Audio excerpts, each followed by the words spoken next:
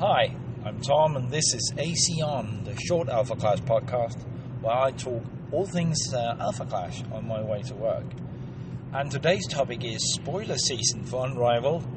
I'm hoping to get at least one more in of these, but at the time of recording, we have had one contender revealed and a few other cards. There are lots and lots of to talk about, but I've picked only 3 cards to show off, so to speak. So let's dig in. The first one is the new white contender, the 25 life Shaolin Swift Warrior. I'm just going to read the... there's loads of things I wanted to do. Quite a few things at least I want to highlight about this, which I think is interesting. But let me just read the 25 health contender ability first. It says, once per turn during your primary phase, you may engage this card. If you do, choose target face down card in target opponent's accessory zone. Turn it face up. If that card has ambush, you may return that card to its owner's hand. Otherwise, that card remains face up in its owner's accessory zone. When you attach a weapon to a rogue clash card you control, you may engage this card, and if you do, ready that clash card. So there is a 15 health feature as well, or contender ability, that says that this card, meaning the contender, gets trigger attack. This contender gets +0/+1 until the end of turn. Draw 1 card. I'm not much into trading blows with contenders, but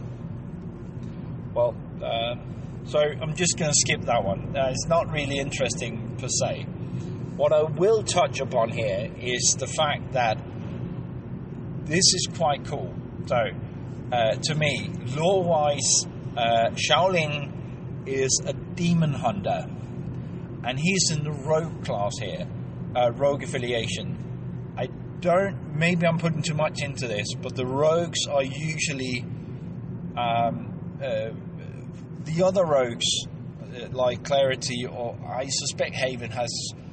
I don't suspect Haven has magical powers. She does. But they are alphas who have reacted to the progenitor's energy wave and gotten these superpowers, but do not feel the pull or have been released from the pull. That's not the story behind Shaolin. Maybe it is, but he's not been presented as such in the story, which is interesting. But anyway, he's a rogue. And the mechanical interesting thing here is he introduces this new mechanic called ambush. And it's somehow related to the accessory zone. Now, another card was spoiled, which is a discarded, I think only the third discarded we actually got a name for, Savage Aggressor, who is a clash card and has ambush. So we now know that ambush is a way to hide cards in the accessory zone, hide clash cards in the accessory zone, which fits super well with Shaolin being able to spring those traps, or those, traps, in quotation marks, by hunting the discarded out of the accessory zone. That is so on par with the lore. I love it. But ambush is a new mechanic and puts a new kind of, well, they're not traps, but a new kind of mechanic for the more mental play you got between players, where there's something the wrong side up and the back side up that might spring in your face at any given moment. You don't know why. I love they expanded on that space. And ambush, lore-wise, good. I think the mechanic will be fun to play with.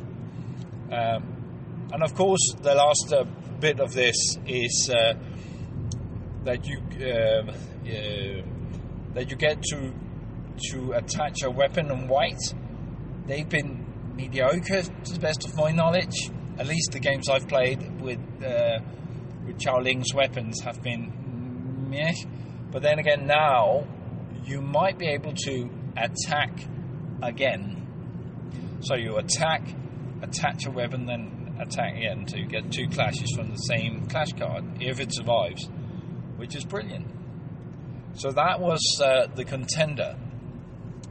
For the 2 other cards, the next one is You're Coming. You're Coming? No, You're Going Down. It's a black clash buff, and so we know discarder will be a thing, or before the Savage Aggressor was renounced. We know that discarder was a thing in this set.